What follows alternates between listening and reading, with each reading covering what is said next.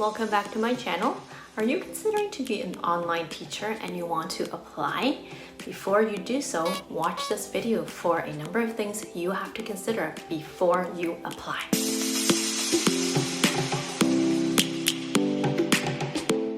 Okay, the very first thing you should consider, which I think is the most important thing, is your schedule. So, do you have a full-time job? Do you have two part-time jobs? Do you have children? Do you have time during the day that you have nothing to do? Do you wake up really early? Do you stay up overnight? What is your schedule like? Depending on your time zone, you have a variety of options. So I am in Canada, so my time zone is Eastern.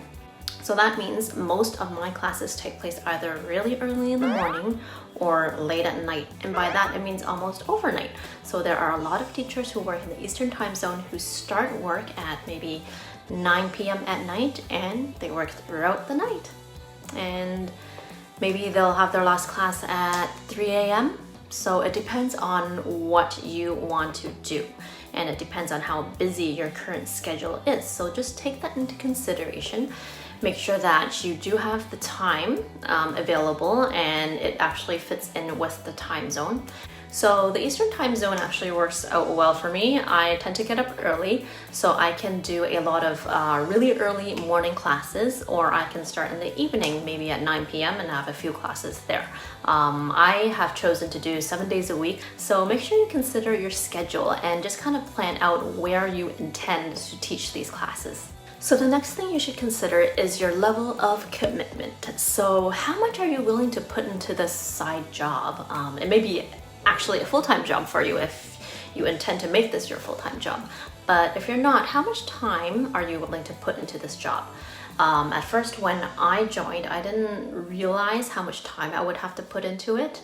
When I first started with Palfish, for example, I was on the app literally from the moment I woke up until the moment I went to bed, trying to build up my profile, trying to gain students. So I did that for about a month. I was doing that consistently before I actually saw, students coming in. So make sure that you kind of think about your level of commitment. How much time do you want to put into this side job? And just see if you have the available time to do it. So once you have figured out your schedule and where you're going to put this and figured out how much you want to commit to this job, think about this. Do you want to apply to multiple companies? Now, I did not think about this at all when I first started. I didn't even know it was an option. So I joined a VIP Kid first, and it was great. It was rolling along, but I was getting so few classes. And even now, things have picked up a little, but I'm still kind of part-time-ish there, so I'm just doing maybe 8 classes per week, which is really little. So I opened it up. I applied to different companies. I applied to GoGo Kid. I applied to Zebra English. They did not hire me, but then I ended up applying to Palfish, which I was successful in. And I used the two companies to kind of fill the gaps in for each other. So sometimes VIP Kid may be a little slow. Then in that case, I will jump to Palfish and make sure I open up extra time slots so I get more classes in Palfish. So that way I have a pretty much full schedule now. With just one company, I find it's just quiet sometimes, but if I have another company, I have the option of getting more classes at another company. So consider if you want to work for multiple companies. I've heard of teachers having up to 3 or even 4 companies, and they just juggle it, and it's great for them. They just get their, they get their classes, they get their students, and it's just fine. Based on my situation, I'm only able to handle 2, so that's what I have right now. So one little thing I want to mention that maybe you should consider is that this is a contract job.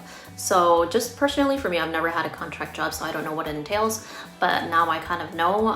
You kind of really have to become aware of the fact that you get paid as much as you work. So if you're working overnight every single day, you're just packed full of classes, you're gonna get a lot of money. But if you're working only, 5 classes a week, or even less than that, then you're gonna get paid less. So you get paid as much as you work. It seems very simple, but this didn't really come into perspective for me until I actually saw it. Back in the summertime, I was getting a ton of classes every single day, and the money was there. Now that I've kind of lightened up the number of classes, I could see the decrease in the income. So that's something you kind of have to be really aware of. Just make sure, like, if you want the money, then you got to put in the time, you got to do the classes, and you'll see the money come in. So you are actually rewarded for what you do. So that's a little different than, I guess, an actual just full-time job. So just keep that in mind, that this is a contract job, and in addition, you have to do your own taxes. So as a Canadian, they don't issue any kind of tax forms or anything like that. You have to be prepared to do your own taxes when tax time comes. Okay, and the very last thing I want to mention is, can you handle a variety of students? What do I mean by that? So I'm not a brick and mortar teacher, so I've never taught prior to this. I have no background in it, so I didn't know what to expect really. So if you have never ever taught before, just be prepared that you can encounter very different students. So you get the student who repeats exactly what you say, and you tell them to circle, they will circle. You tell them to drag, they will drag. You tell them to say whatever word, they will say it, and they just listen to everything you say for the entire 25 minutes, and it's great, it's perfect, it's so smooth. Then you get the students who will not say a single word during the whole entire time. You're like, oh, Johnny, can you please say red? This color is red. Red? Red! Say red! So you have to be prepared for that, be prepared for the, I guess the normal frustrations of everyday work.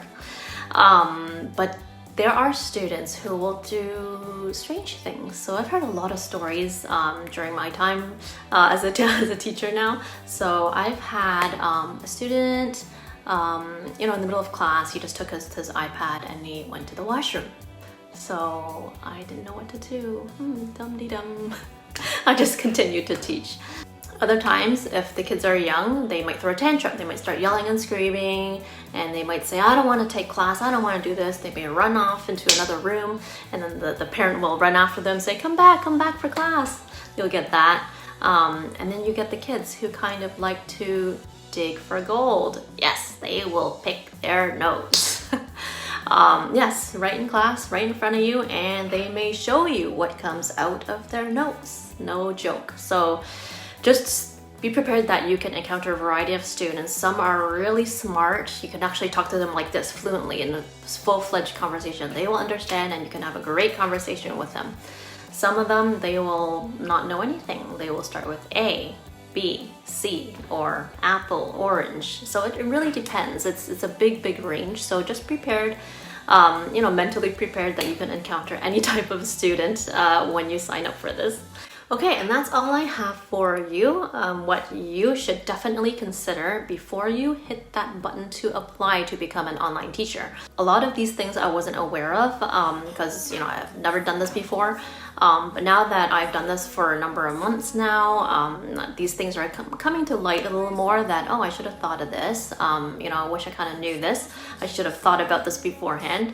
So these were just a few of the important things that I wanted to point out. I hope they were useful. If you'd like this video, hit the like button. Don't forget to subscribe, and I will see you in my next video. Thank you. Bye-bye.